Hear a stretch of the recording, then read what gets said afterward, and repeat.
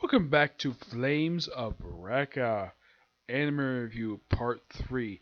This time I'm covering episodes 22 to 29. Yep. Despite like 30 kind of wraps up the third round, I figured though why just discuss what happened in these episodes. 22 and 23 is the last battle for round 1. Basically, in this particular one, despite the fact that, Team Okage did beat the previous team in the first round, Recca wanted to take on the leader, and, despite the fact he doesn't really need to, he decided to do it anyways. Yeah, but the referee can't protest, but the sponsor, of course, because he has the money to say all this, yeah, why don't we have this exhibition match? These two fight each other. Whoever wins, advance next round. Recca agrees, and Kurai agrees too. And their fight lasts for these 2 episodes. During the fight, before the fight mentions, I'll give you 3 hits. Yep. Hits him and then turns into a demon. Yep. And he goes freaking nuts. Beats the crap out of him. And, he defeats him by getting himself a new dragon. Yep.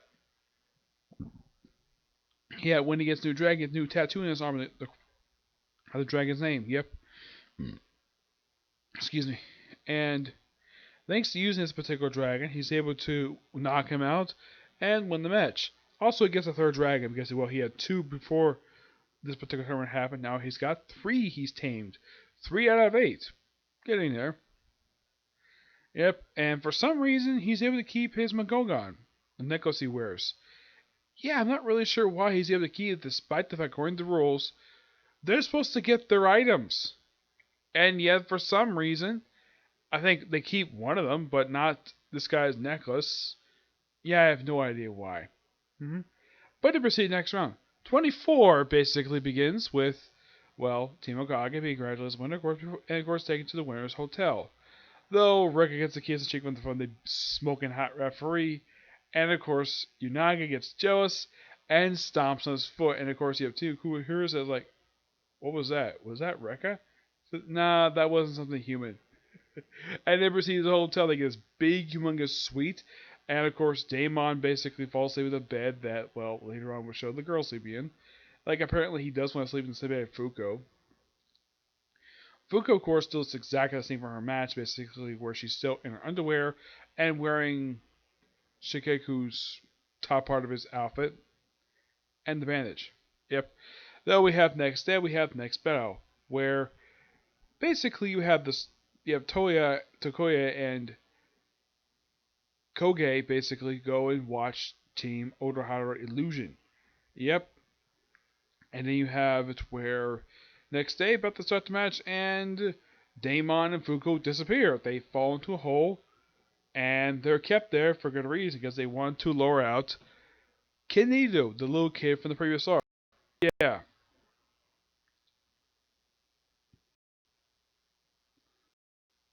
Yeah. He basically is all hiding and takes on the first match. And, he beats him. After a little while, it takes only 1 episode to beat him. Yep. Then he takes on the Tree Man. Yep. He takes his mask as really be the pervert from the previous arc, like a really evil pervert. Yep, and apparently he's like, yeah, he's gonna give up, he dreams of confession, he turns out he lied, and he transforms a tree, and basically he wins via forfeit by absorbing him, and, despite the fact he won the match, he still wants to absorb anyway, he wants to, believe it or not, turn the fertilizer. So, the swordsman steps in, Tokoya, and he proceeds to slice up this tree, and freezes the ends. Eventually, he freezes his roots, and he's able to figure out exactly where Koge is, basically by his golden cross, and he pretty much eviscerates How do you pronounce this guy's name? Yeah, and yeah, he gets pretty much defeated, and Gojiro basically says, I'll make a good spice rack out of him. And then next opponent, because he's wounded, he decided to forfeit his next match to have Recca take his move, which is a girl. Name is her name.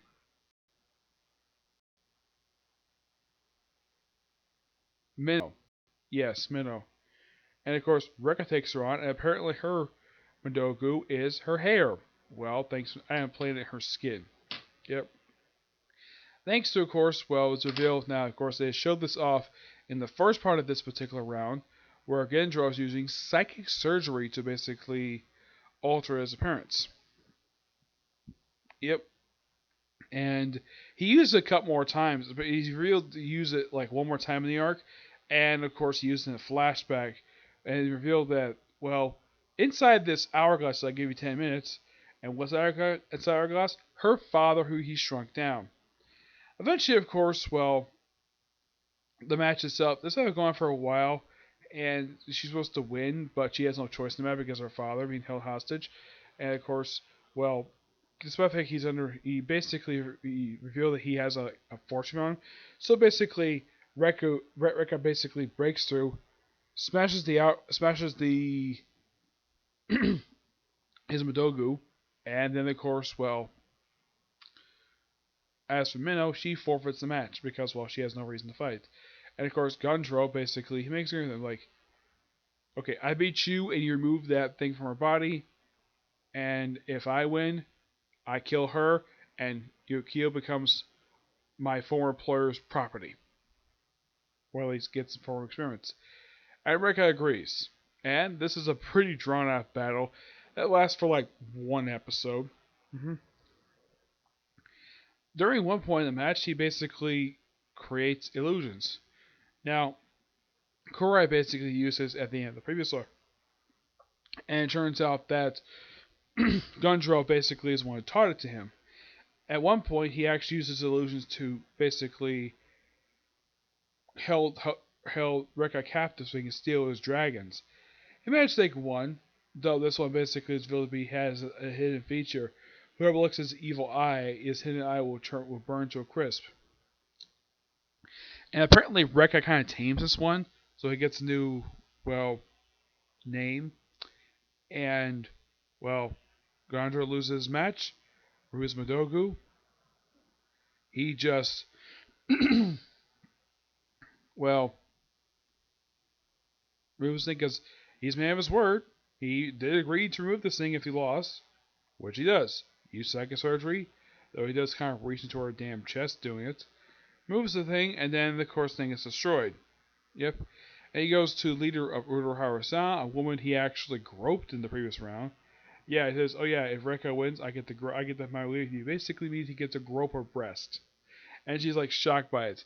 And of course, well, he's not exactly, despite the fact he called it pervert, he accepts his fate. The fact that he tells the Mr. Kurai, "I'll see you in hell," and then she destroys him with her flute. Yep. And then moving on to the third round, where you have Daemon, who basically wants to recover from it. Now he's basically accused of being an idiot, and so he picks up Gunko and her fox. He tosses the little girl into Rekka's lap after throwing the raw string, and tosses the fox into Funko's lap. And at one point, he's basically like trying to bury himself in her chest. He's like, "Who taught you all those things? You're a stuffed animal." I mean, how like a Gundro basically is one who did it. Yep.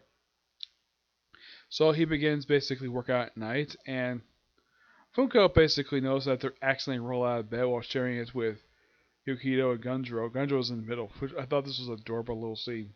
Yep. So Daemon takes on Aki in the first round, and Aki this isn't really weird. Apparently because, well, she casts an illusion. First, she basically convinces in her illusion that she's taking off her clothes right in front of Daemon, stripping down right through her panties. Yep. Then she summons a snake to basically have him chase around the frickin' ring. And, well, then of course, he's to bite him. And of course, the only reason why he feels pain because she says he feels pain. And eventually, after a couple times, basically going through, like, doing, beat that illusion, goes another one, beats that. And of course, he does eventually beat her. And of course, he does it by basically grabbing her Madogu, which is around her neck, and smash it. And eventually, he just knocks her out, and he wins the match anyways. Yep. Excuse me. Of course, after the match, he pretty much collapses out of the ring, even though that he probably would call a draw anyways, but he won the match anyways.